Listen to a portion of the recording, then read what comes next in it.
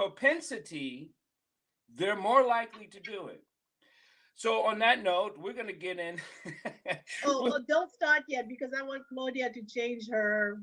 Oh, do you want me to rename you, Claudia? Oh, let me see if I can rename. I have my sister's computer today, so. Oh, okay. So let me rename myself if I can.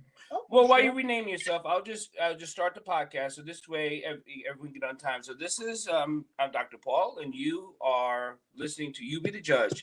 Bridges Live presents You Be the Judge every Wednesday here at 6 p.m. We talk about legal issues, legal actions, and the things that's just going to affect you on the legal realm of life. Sometimes we don't have enough information, and we don't have enough understanding, and you're not taking into a complete action what the legal system is or isn't doing for you and your family.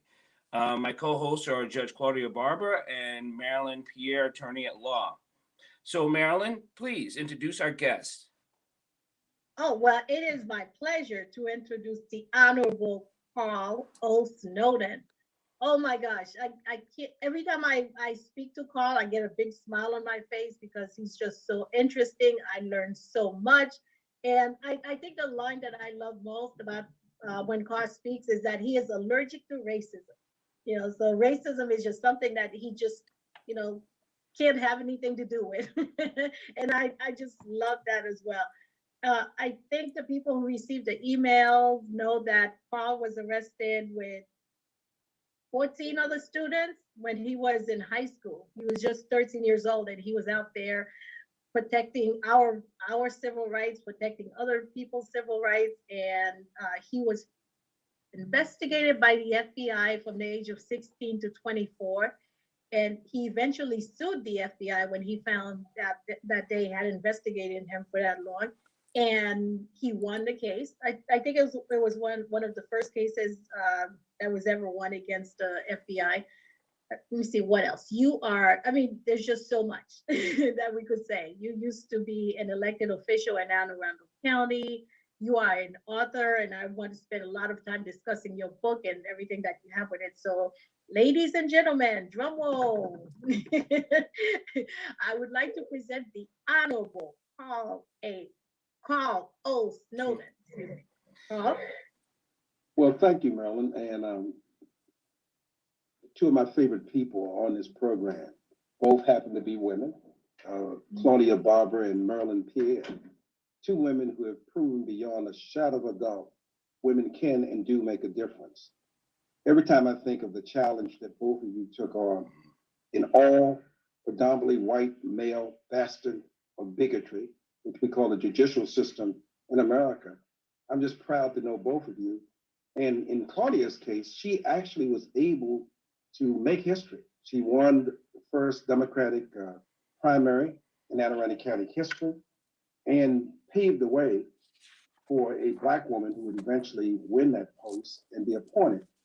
But had it not been for Claudia, in my opinion, the current judge, only Black woman to serve in that position, would not be there. So oftentimes we need to just pause and give thanks to those who paved the way. So again, thank you. And Paul and I have just gotten to know each other a little better as he's become someone who's very clear on the issues that we're faced in our society. As we have this discussion as we move on, one of the things that I truly believe is something Malcolm X said many, many years ago. Malcolm X said, we are the sum total of our experiences. Who you are is a collection of those experiences. And every now and then, somewhere in history, someone will say to you, if you could change anything, what would you change? Right. And I tell people very quickly, nothing, absolutely nothing, because it is a result of all the experiences that we've had. That's what makes us who we are. So I don't believe in change. I believe in going forward and making sure that I have a lot more experiences in life. You know, we are in the fight for the next stage. And I really believe that our lives as Black America has gone through stages, and it has never gone backward, Karl. I think people may think we have stood still, and I think those are the anxious ones, you know, the nervous types. We have never stayed still. We have always been moved forward because you have to look at the picture in the whole. If you only look at it as in a single action, then we haven't gone anywhere in 500 years. But if you look at us as a whole, we've made great strides. So I do get tired of people saying, we haven't done anything. What have we done in 50, 40 years? So how do we speak to that, Carl, when we talk to someone to activate and they have a propensity or reluctance to say, well, we haven't done anything? Well, one of the things I think, Paul, is absolutely crucial is us to know the history. Mm-hmm. There are many of us who don't know our history, don't know the history of the country. So, for example, when Vice President Kamala Harris became the first African-American and first woman to be president, she allegedly brought to that position being the first to bring a blended family in the White House. As you know, her husband rather, and her daughter are white. And so they were making this big, big point that she's a blended family. Well, what I tell people is you don't know your history. Right. She's not the first. No. There was two vice presidents who brought in blended families, but we don't acknowledge them. One was a man named Thomas Jefferson who wrote the words, "We hold these truths to be self-evident." He impregnated a black woman by the name of Sally Heming. This is in 1777, 1778. And they produced a child. There was another person that most Americans, you can go and ask, they just don't know. There are people, when I tell you what I'm about to tell you, they're shocked to hear this. They're matriculated to college, went to have their PhDs in education, but they've never heard of this. There's a woman named Julie Chin, C-H-I-N. She was black, and she was married to a vice president under a man named Martin Van Buren. He was from Kentucky. His name was Mentor, M-E-N-T-O-R, Mentor Johnson in Kentucky. Fell in love with the woman he enslaved and did something that was absolutely forbidden in that day and time. He married her. He literally married her. And so when people look up Martin Van Buren's vice president, Richard Mentor Johnson, and discover he was married to a black woman and had two black daughters, they ask, how is it that we don't know this? And the reality is it's called whitewashing. And so once you know your history, you are able to understand we've made tremendous progress in this country. In fact, there's no ethnic group, none, that have gone through the kind of things we've come through and survived. It's not that other groups haven't done it. Right. They just haven't survived. Most people don't know this, but there are Native American tribes that no longer exist. They were totally wiped out.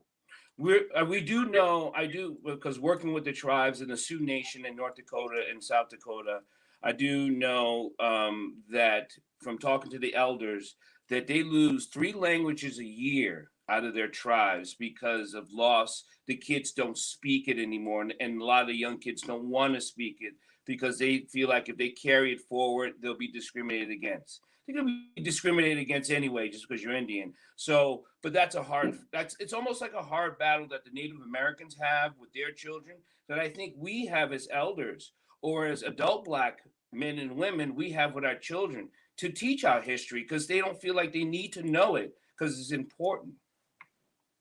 That's only because, again, the one thing I think many of us collectively did was not share the experiences and the history that must be told. This is an incredible time that we're living in. Last year, for example, if you ask the average person, and Paul, you and I have discussed this, but perhaps Claudia and Marilyn is not aware of this. In the entire history of the United States, there have been only 2 individuals ever in the history of the United States Senate condemned for racism. And when you ask the average American, who were those 2 individuals, they can't name them. They absolutely don't know it. Only 2 people have officially been condemned for racism in the history of this country. One was condemned in the 20th century, and the other one was condemned in the 21st century. And the 2 people who were condemned, one is named Minister Louis Farrakhan, who in the 80s called Judaism a gutter religion, by a vote of 98 to nothing. He was condemned for his anti-Semitism and his racism. The second person who was condemned happened just last year. And when I tell people this, they don't believe it. And I said, just Google it, and you'll see. The second person and the only person in American history who was a president to be condemned for racism by the Congress was Donald Trump. He was condemned because he sent out these ugly tweets about women of color. There were 4 women of color in the Congress. They call them the squad. Yep. And his comments were so racist, so sexist, so across the board that the Congress, the House of Representatives, condemned him. This is all recent history, and yet Americans do not know it. The vast majority of them don't. So that's why I think it's important not only to know history, but be able to see how that history plays in modern times. If you think, as many do think, that Donald Trump was the first president of the United States to put children in cages and he was condemned for it, he was not. Presidents, Democrats and Republicans, let us never forget it was a Democratic president that interned Japanese Americans in the 40s, put them in cages, interned them in camps. Native Americans were separated from their families. And of course, when it comes to Black people, cages, not only were we put in cages, but we were subject to some of the most horrific attacks known to humankind. Can you imagine a Black woman as punishment? This is what was common. If you wanted to be able to bring slaves in line, they would take a Black woman, string her up, and take a knife and cut her belly open for other slaves to see it. And the reason for doing that was to instill fear in them, to break their spirit. If one wants to know how it is possible for 15 to 20 white men to be able to run a plantation that got hundreds of Black men on it, and women, it's called psychological fear. In South Africa, white people constituted 11% of the population. Black people were always in the vast majority, but because of just the hideous treatment that Black people suffered, fear paralyzed them. And so our goal is to get people not to be frightened anymore. And if you ever want to do an interesting experiment, just pay attention. I always tell people, I love watching people. Some people watch clocks, I watch people. And you watch people, you can learn a whole lot just by paying attention. Next time you're in a room, and there are a group of Black people in the room and they're talking, watch what happens when a white person comes in the room. It's automatic. It just happens. And it's because of, Maryland, historically, because of the racism, because of the slavery and oppression, W.E.B. Du Bois calls it the double consciousness. It's our ability to go from talking to one another to get into the survival mode. We know we have to be careful what we say around white people, how we say it around them, and all you have to do is pay attention. I see it all of the time. Fear is an incredible thing. The same people that will tell you and I, these racists is doing this racist is doing that. When you put those people in a room with the people who the racists are doing it, it suddenly becomes solid. Don't they, Claudia? They don't find the courage to speak with their conviction. And I see it all the time. And these are full-grown men and women who will never tell you that they're frightened, but they are. So one of the things that I wanted to share with the audience who's listening, since this is about legality in law, I have the distinction, maybe dubious, but I do. I was the first civil rights director for the state of Maryland in the Office of Attorney General. So when it comes to law, I got to meet a whole lot of lawyers. I worked in the state's attorney, in the Attorney General's office for 6 years. And I'm reminded of something Dick Gregory told me many, many years ago. I had the privilege and pleasure of knowing Dick Gregory. Dick Gregory said the one thing that integration did for him, it showed him beyond a shadow of a doubt how dumb some white people are. He said before that, he didn't know. He said all the television shows always showed smart white people. They could figure out all kinds of things. Perry Mason would figure out a case and how to solve it. The Long Ranger figure out how to do various things. So all the white people he saw were smart white people. and then he got into college, and then he got into school with it. And he said he ran into a lot of dumb white people. When I was at the Attorney General's office, I got to meet a lot of white people who were lawyers. And that's when I concluded, with all due respect to the two lawyers on this panel, being a lawyer don't make you brilliant. It means that you went through a process. And you passed a test. And you pass a test that are designed to get a certain result. And so when we were at the Attorney General's office, one of the things I got real clear on is how systems work. Mm-hmm. And once you understand how a system works, it's easy. I had a case that went on up to the Court of Appeals. It's probably the case that has made it possible for so many people not to get justice in America. Here's a quick summary of what happened. Well, at the Attorney General's office, I was the Civil Rights Director, and I got a complaint, and it came in from a Black woman on the Maryland's Eastern Shore. Okay. And here's her story. She was driving one night along with her child to a place called Graysonville, Maryland, and this car comes up behind her. It's an unmarked car, and he's flashing his lights. So she refuses to stop. She drives all the way over to this hospital in Graysonville, where there's plenty of light and that kind of stuff, because she didn't know who this person was. It turns out that person was a state trooper who was trying to get her to pull over for some alleged violation. So he was so angry when he got out of the car, just seething with anger. So he screamed at her and told her, put down the window and this and that. She said she was so scared that this man, who seemed to be out of control, she did the only thing she could think of, which was to dial 911. Because again, she was frightened. Her child in the back is screaming, crying. And the police officer, trooper, tries to open the door. He can't open the door. So he takes his nightstick and breaks the window open, literally, and then pulls her out. And in the process, he's calling her a racial slur, along with some other nasty things. Well, that case came to me, and I immediately said, wow. So I went on and referred the case to the ACLU. That case is the case that would eventually go to Court of Appeals, where it was decided that the discipline of an officer is a personnel record, therefore not available to the public. But my boss at the time was this white woman. And she said, you know, Karl, we represent the state of Maryland. And so that state trooper is going to be Al Klein. And so you cannot get involved in this case because it's a conflict of interest. And I had to respond to it. It was too late. I was already involved. Right. I'd already filed a complaint and sent it out. So she was fit to be tied.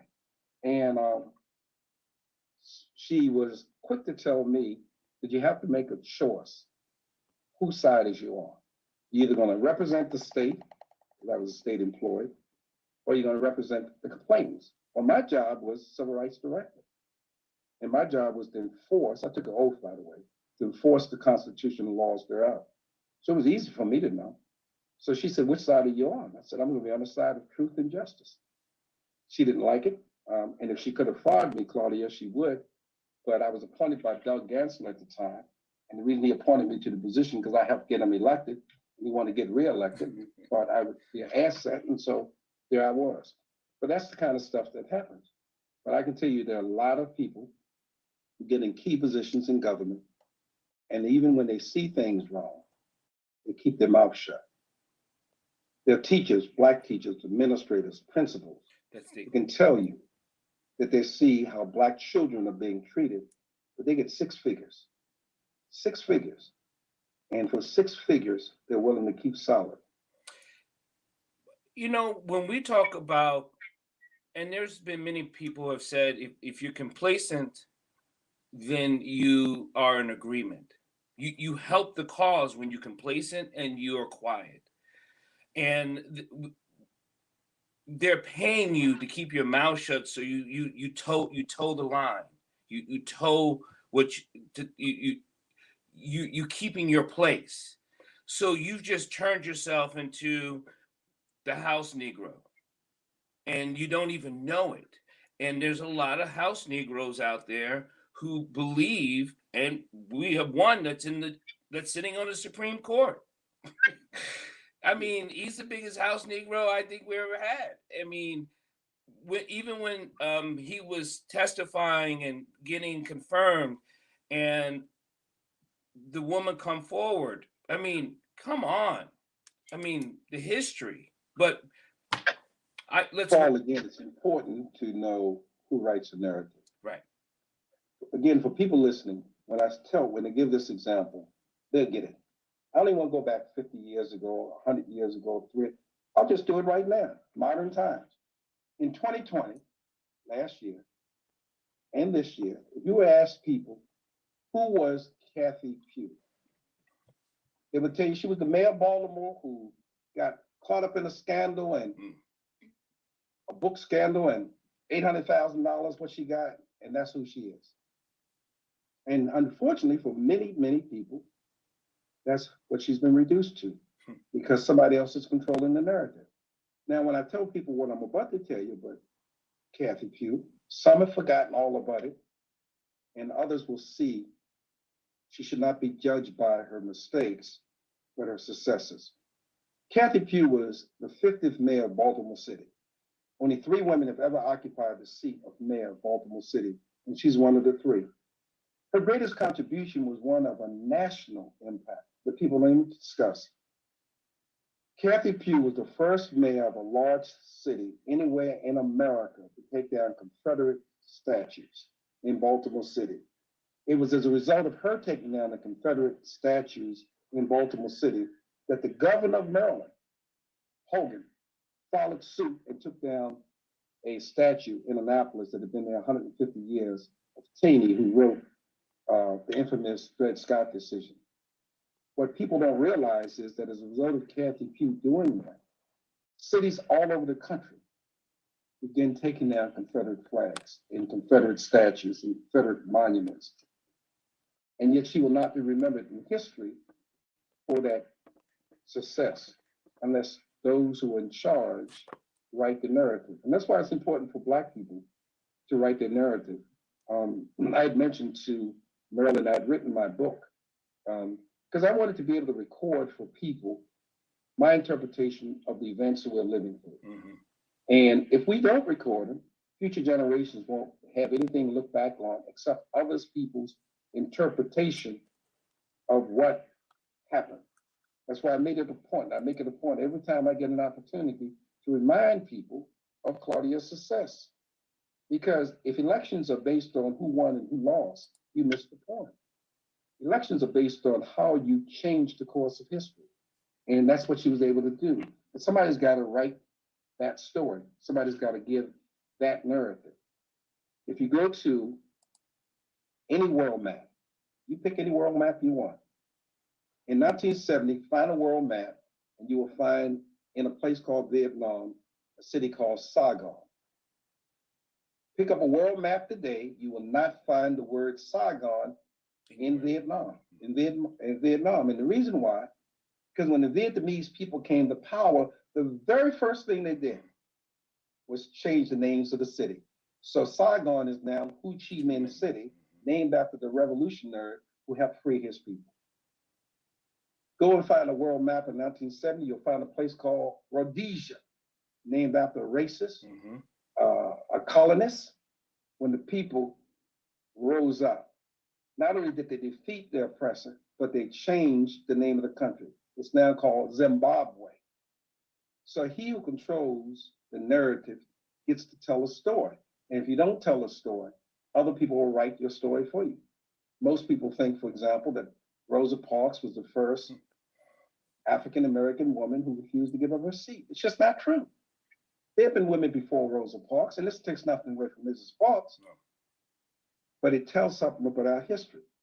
If people would go back and study history, they'd find that 2 weeks before Rosa Parks was arrested, there was another Black woman who was arrested, treated much, much harsher than Rosa Parks. But the Black community didn't rally behind her. And here's the reason why. And wow, when you hear this, it blows you away. 1955. The woman who was beaten severely by the police that the community didn't rally behind was a 16-year-old pregnant Black woman. And in 1955, if you were pregnant and out of wedlock, that was such a great stigma in the Black community that people, particularly middle-class Blacks who got pregnant, they would be sent away, go to some aunt or some place out of the state to have your baby and come back. Because it was such a great stigma. Today, of course, there are a lot of unwed mothers. But it goes to show you how in 1955, the attitude was far different then than it is now. And it was Martin King, when Rosa Parks got arrested that evening, 26 years old, by the way, newly Baptist preacher at a place called Dexter in Montgomery, Alabama. It was Martin Luther King Jr. who said, "Sister Rosa, it is better that we walk in dignity than ride in shame." Mm-hmm. And that's where the great bus boycott was launched in 1955. It went 381 days, where Black people, determined Black people, refused to ride the buses. That's why it's important that we tell our own story. Most people think that, there was this bus boycott and everything came to an end. No. Try doing something for 381 days, consistently. Very disciplined people. But our history is full of examples of like that people don't want to tell that story, because if you tell the story, generations now, current generations, will see the power of a unified people. With this show, You Be the Judge, we have such amazing lawyers, our friends, Judge Claudia Barber and Marilyn Pierre. Do you think is it your belief that the system needs to be changed? Can it be changed, even though it's so entrenched with its white power? Yes, the system can be changed, and it has been changed. My mother was 104 years old when she passed. If you really want to have an argument with my mother, you tell my mother nothing's changed in America. She would go off. My mother was born before women had the right to vote. My mother was born when segregation was the law of the land. My mother had 13 children. Never had a government job in her life. My mother was born when the Great Depression, the greatest economic depression that ever hit this country, existed. And I asked my mother one time, how did Black people survive? There was no welfare programs in 1929. How did they survive? Racism was rampant. Mm-hmm. It was the custom, it was the law of the land. And my mother told me something I've never forgotten. She said the way Black people survived were three things. And I love her for instilling this to me earlier. First of all, she said, we didn't turn on each other, we turned toward each other. So she grew up on a farm, and they raised vegetables and chickens and the like. Black people who lived in Annapolis were watermen. They were on the water. They get oysters and crabbing. And so what Black people did was exchange among themselves what they had. So women who could sew clothes, in exchange for sewing clothes, those who raised vegetables would give it to them. We became a real self-reliant people, and we survived without a single dime from the government. And for those who don't know it, when Social Security was first started in America, Black people were deliberately left out. They made the law so if you were a domestic worker, which many of our people were at the time, they could not be eligible for Social Security. And here's the real kicker. When people look at public housing today, most people have no idea that public housing was never created or intended originally for Black people. No. It was for white people. White people. There's a place called Bloomsbury Square in Annapolis that was built, one of the first public housing units that were built in the country. It was 55 units, and all of those units were built by white people who just gotten out of the service looking for affordable housing. That's our history. But of course, if we don't know it, we assume that public housing was built for Black people It's black people who are the ones that predominantly on welfare. And the truth of the matter is, the more white people on welfare than black people, even to this day. But most people don't know that. I just like to share that from all of the work that Karl has done, it's been phenomenal work in the county. But when I ran for judge in 2016, there were a lot of obstacles, and my introduction into it with the caucus of African American leaders was phenomenal. There are organizations that rallied behind me after I lost the election. And in 2017, we actually had demonstrations at the courthouse in front of the circuit court for Anne Arundel County with signs posted, "An all-white judiciary is morally indefensible." We had other signs about the lack of diversity on that court. And, you know, Governor Hogan would go off on the day of our protest. You know, you would find him in Carroll County. Intentionally, he didn't want to face that reality. But it is those types of changes that have caused me to be highly appreciative of people like Carl Snowden, like the Reverend Jesse Jackson, like late Dr. Martin Luther King, because their protests and their movements for change are real, and they motivated and got into the conscious of people who are decision makers to say, okay, we've got to change the system. And we have to continue to do that because there's still a caste system out here. There are not enough social justice attorneys that are judges in this country. We still have a caste system in that judiciary. And we could go on talking about how serious that impacts people and cases and outcomes. But you see it every day.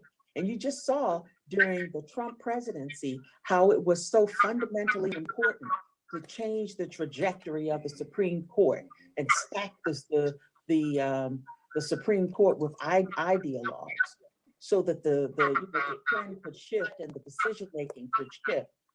So we saw the incredible importance of how in the filibuster work and in the federal judiciary, getting all of those federal judges appointed, and you don't have a nuclear option anymore all of a sudden. So it's just, and you find out that's just a fake thing.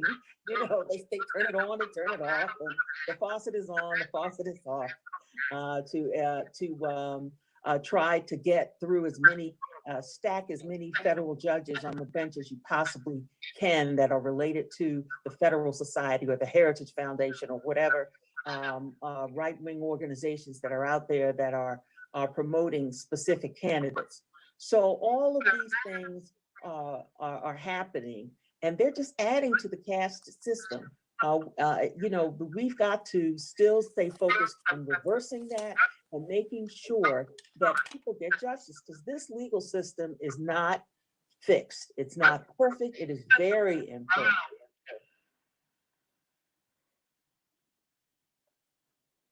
I could agree with you more. In fact,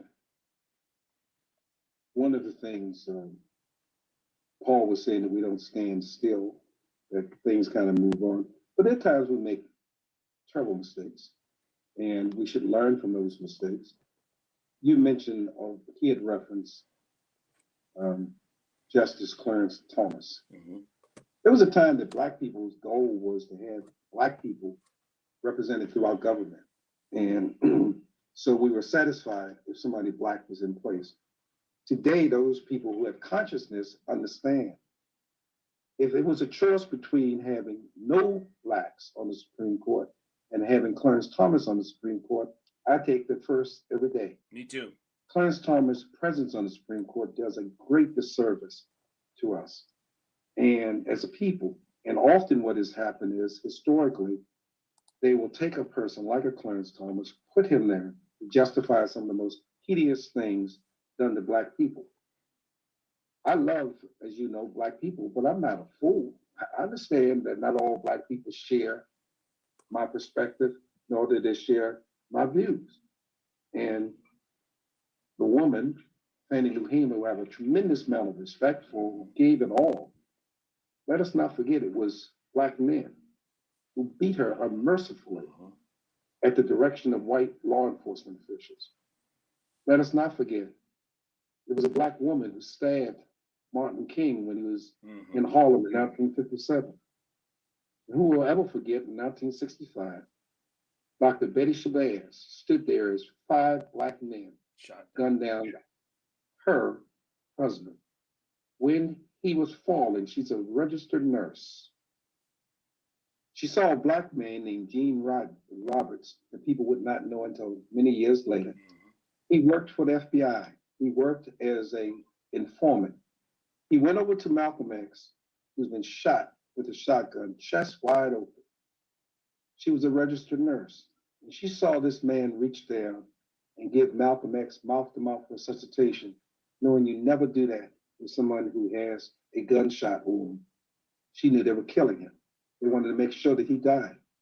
So when she shouted out, they're killing my husband, they're killing my husband, or how wrong she was.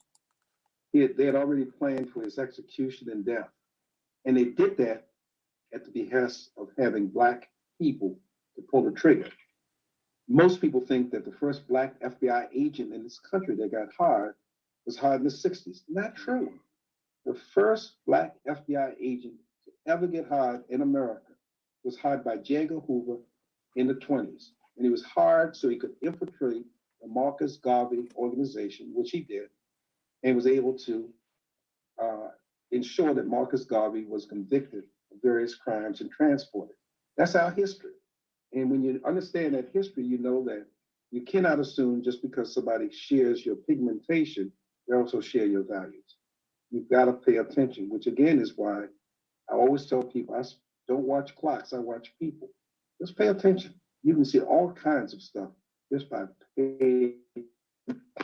Everybody who say they're for you are not necessarily for you. And so that's the value of history, I think, is we look at the successes that we've had. But we also have to admit that we've got some failures. And for people who said that the assassination of Martin Luther King Jr. didn't stop our movement, they're crazy. It affected our movement tremendously. And to this day, to this very day, there's never been a group of Black men and women who gathered together and said, what mistakes did we make with Martin Luther King's assassination? What errors did we make with Malcolm X's assassination? These are great men who changed the course of history. We've got to take the time to do that. We just had a huge failure of something that happened in our country, and to Black people in particular, but we don't take the time to analyze what went wrong, what went right. Crack cocaine has existed in America for 40 years. All of the behavior problems we see of children in our school system, we wonder what happened. Why are we having so many problems we're having? Well, there's 2 things that came out of the cocaine movement that started in the 80s, which, by the way, Maxine Waters was the first Black woman to pull the covers off the CIA for what they did. They bought drugs in America, cocaine, designed to impact the Black community. 2 things that came out of that crack cocaine were these phenomena. One was violence. Go back and look at the 80s, you'll find it was a time that was incredibly violent in these inner cities. There's something called kneecapping, where instead of killing somebody, you blow his knees off. We've got thousands of young Black men in wheelchairs all over America who suffered this problem. But the second thing that came out of the crack cocaine phenomenon, people don't even talk about it. In Baltimore, Maryland, and in other large cities across the country, there was a term that was coined. It's called crack babies. Crack babies. Crack babies are children that were born with neurological and physiological problems. Some of them you had to hold. They shook so bad, but they survived. What happened to the crack babies? Well, they became men and women. But what happened to those men and women? They impregnated people and produce offsprings. Mhm. And a lot of the problems we have today can be traced back to that phenomenon. Johns Hopkins, one of the great universities in the country and the world, has more crack babies in Baltimore City than nobody has ever stopped and asked, how did this happen? What are these crack babies who are now adults? How are they impacting our society? And that's why, Dr. Paul, when I was telling you before we got started, we've got to have some serious discussion on mental health therapy. Mental health therapy. Because you can't go through the kind of oppression and trauma that we collectively gone through and did not impact. Anybody who take the time, anybody who's Black or white for that matter, but particularly Black people. I cannot watch the George Floyd trial all the way through. It bothers me when I see this man and the photograph of him, not for 8 minutes and 46 seconds, which is what I thought it was. They've now determined was 9 minutes and 29 seconds.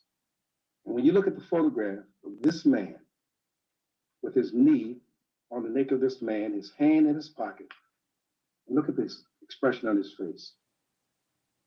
That expression said it all. A sadist.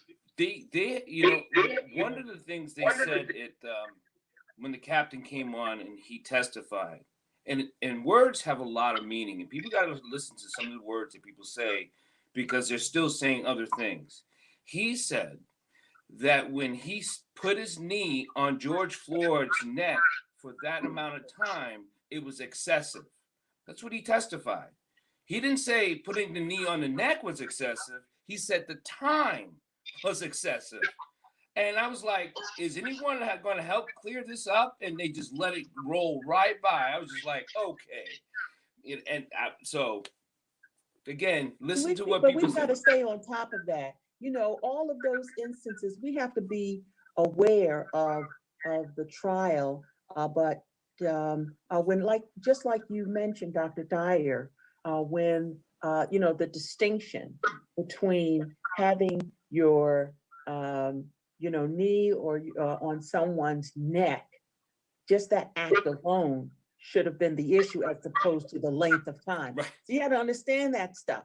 And as the gatekeeper, there should be objections or some type of elaboration or correction of the record. And you need judges that are on top of that evidence and marshaling that evidence so that it's not skewed in any way or slanted in any way. That's the real purpose of having a good judge as opposed to a mediocre judge, as opposed to a judge that doesn't care. I couldn't agree with you more, and I would also add, remember, systems are designed to produce a certain outcome. Mm-hmm. When people say that the criminal justice system is broken, the question is for who? Criminal justice system is working very well for some people in this country. It reminds me of this, and white women tend to get upset with this because they are the ones that dominate this particular profession. But as the Russian proverb says, a bitter truth is better than the sweetest lie. If you're a social worker in America, you're going to be more than likely with a master's degree, white, and working in some urban setting in America. That's your job. And part of your job is to certify poor people. So you make a nice salary. Some people make $80,000, some make more. But your job is, as a social worker, to manage people in poverty.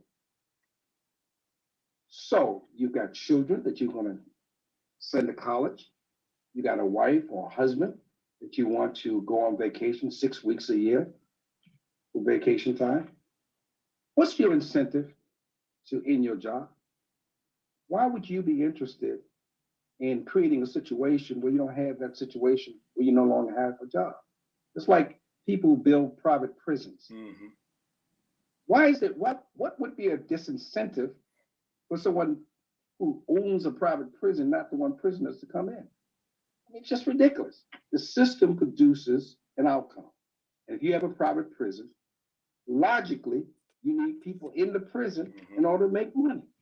So, for example, in this country, I know a man who went to prison for 30 years. When he was in prison for 30 years, the federal government used to have a program designed for rehabilitation.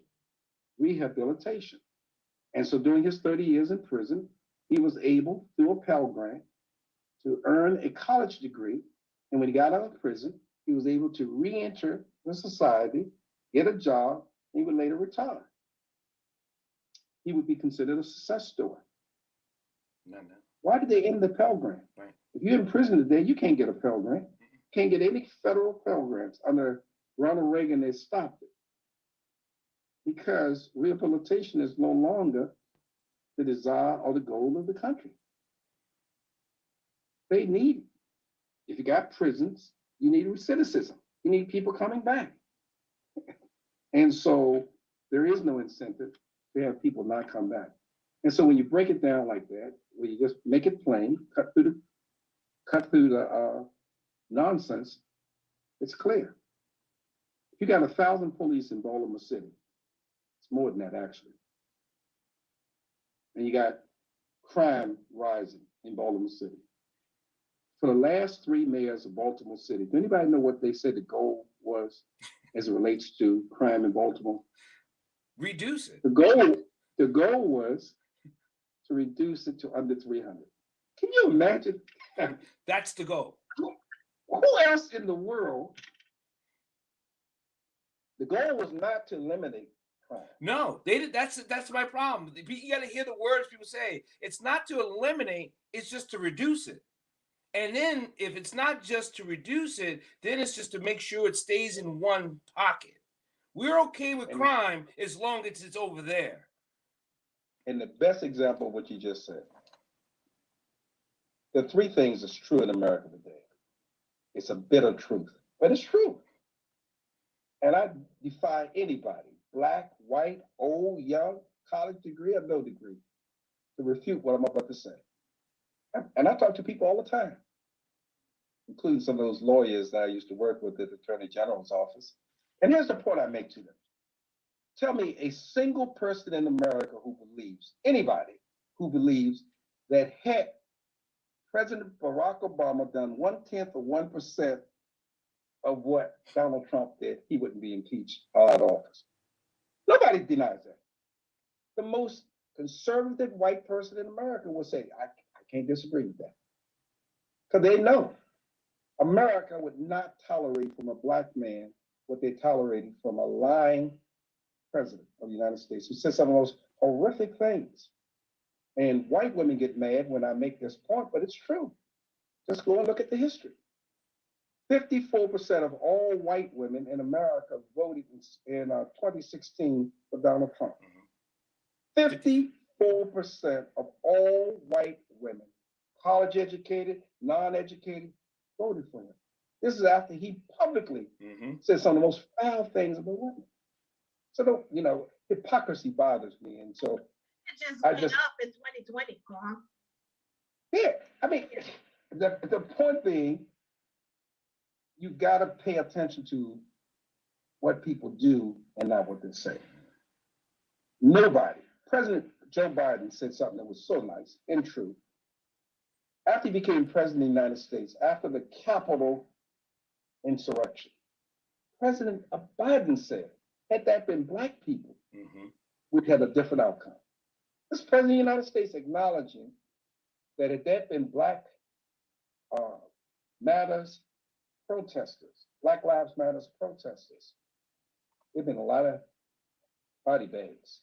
Well, Karl, one of the things that I've often brought up about that January 6th insurrection is the fact that even how those people are being prosecuted is extraordinarily different, because there are numerous felonies that these federal prosecutors at their disposal that they can charge these people with. They let them go home, which made it equally more difficult to go after them. They should have been arrested on the spot on the day that they destroyed the property, and they never were. And so even that aspect of it is highly different and shows the uneven application of the law.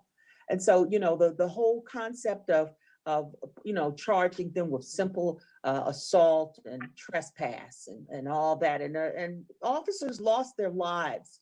Who's been charged with that? Those Exactly issues right. remain unresolved. Those are the kind of blatant examples that exist contemporarily and in American history, which clearly shows this notion, justice for all under the law, is just not true. And when you understand that, then you got to move to a whole different thing. There's a great movie, if people haven't seen this, they should really see it. It's called Billie Holiday, the United States versus Billie Holiday. And it's about her biography growing up. Her birthday today, by the way, Billie Holiday's birthday is today. She was born in 1915. And Billie Holiday did something, again, people don't know this history, but it's important. A Jewish white man was going through the Deep South, and he saw some black bodies, literally, swinging from a tree, a poplar tree. And as he's driving south and he's seeing these black bodies, he was inspired to write a song. The song is called Strange Fruits. But as eloquent as he was in his writings, he could not articulate the feeling of a black woman like Billie Holiday did. Those black bodies were not some abstract people. When she looked at those black bodies swinging, she saw her father, her brother, her uncle, her children. And so when people get an opportunity, they should listen to Billie Holiday's Strange Fruit. If you really want to see something where history and the present come together, you should turn on the trial of George Floyd's murderer. Turn the music turn the sound all the way down, and then turn up the music of Strange Fruit and listen to Billie Holiday sing and see how the song correlates into the modern day lynchings we're seeing today. It's just an incredible, phenomenal experience that people have. And so I really do believe that what we need to do collectively is take the time, share the experiences with our children to make sure they understand the world they live in, teach them how to negotiate and navigate the society in which they live in. Because if you don't have those skills, ability to negotiate and to navigate, you will be destroyed. People are so ignorant, our people, of our history. It's amazing. There are people who lived through periods of time, as we all on this program here, who don't know that the first free breakfast program ever in America was created by the Black Panther Party, not the United States government. The government co-opted the Black Panther Party. Most people think that Huey Newton and Bobby Seale were these incredibly naive people. No. Huey Newton had a doctoral degree. He was 22 years old and created a national organization. Angela Davis had a PhD at the age of 26. These are not ignorant people. They looked at it as a system and they looked at a society and saw how they were oppressing their people. Fannie Lou Hamer, probably the one thing that too many Americans don't know. She was one of 20 children. She had a large family. She was the youngest. She went to a hospital in Mississippi for women who were watching the program and those on. Getting an infection, a yeast infection, is not uncommon for women. It's a common treatable procedure. Yeah. She went in, and unbeknownst to her, they gave her a hysterectomy. They sterilized her. Can you imagine? Do you know that no doctor who did that has ever paid for that crime? No. Or will. Just Well, Just get recently, back that's still happening because recently that happened, and to some women who were given hysterectomies without their permission. So we're still, suffering under these conditions. one of the most brilliant Black men who was a scientist was a man named George Washington Carver. I went to a school in Anne Arundel County named in his honor, George Washington Carver. He absolutely revolutionized agriculture industry. And most Americans, the vast majority, do not know that at the tender age of 13, he was castrated. And the reason he was castrated was he was a slave. His playmate was a little girl, the same age, and his slave master, fearful that the hormones might kick in, he decided to castrate him. If you ever hear a recording of him, you'll hear a high-pitched soprano voice of George Washington Carver. Now, he's known for what he did to the peanut and how he revolutionized that industry. You know what it would mean if Americans, white and black, understood that what we lost? Children, it's not automatic, but chances are very great. Geniuses have a way of producing other geniuses. It's down through history. One of the great geniuses that we had was George Washington Carver.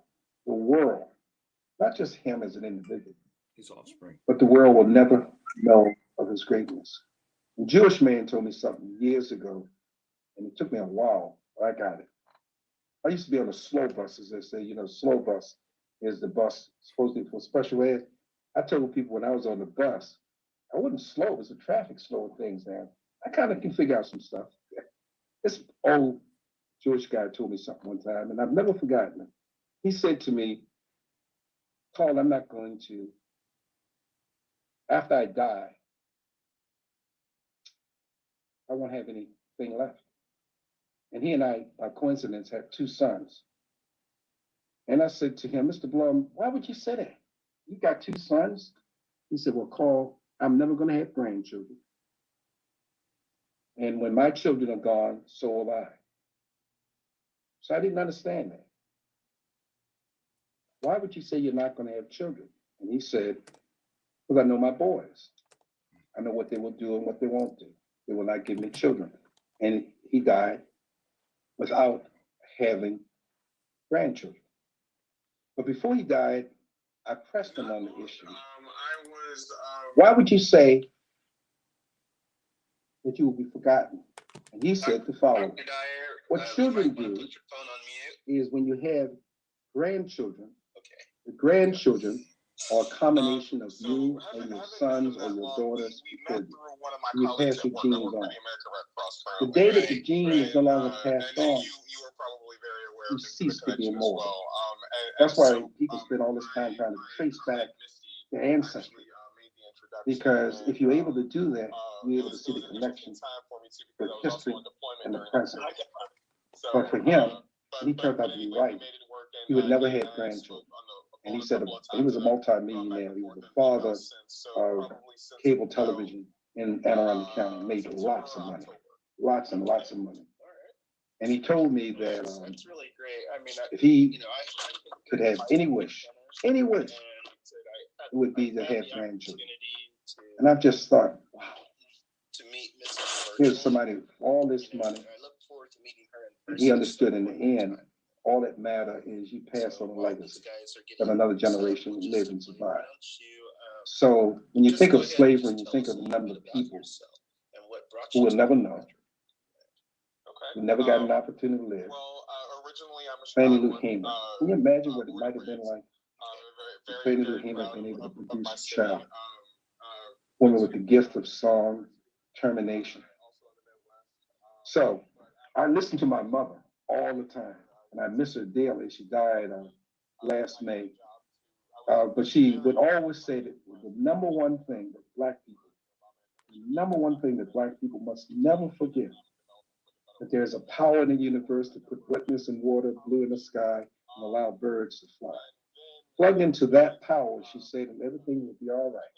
You won't have anything to fear, because once you understand who's really in charge, not the people who hold positions, but who's really in charge, so you'll be all right. And I told you that part of her survival was us turning to one another.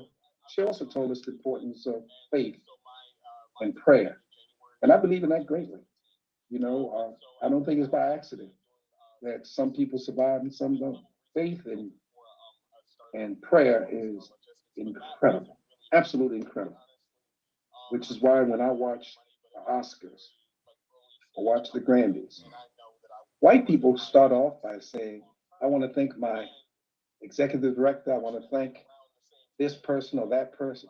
And black people get up, they say, I just want to thank God who brought me this far. We are spiritual people, and it's true. And as a result of our spiritual ability, I believe that's what has caused us to survive as long as we have. Under some of the most incredible conditions, absolutely incredible conditions. And despite all of it, here we stand. Here we are. Some 425 years later, we're still here when others thought we would be long gone from the face of this planet. You know, I know a lot of people want to ask you questions, and so, but I'm going to stop the program or our live cast that we have, and I'll let people stay on and ask their questions. But thank you, Karl, publicly, personally, as the growing mentor you are to me. Thank you so much, and thank everyone for listening to Bridges Live and You Be the Judge. We're back here every Wednesday at 6 p.m. We always talk about legal issues and talk about what's going on in your area. If you have any questions, you can always inbox us. And for the rest of us, we're going to stay in and talk to Karl as long as we can, because that's a joy for us. And the rest of you, you just see us next week. Thank you for listening to You Be the Judge.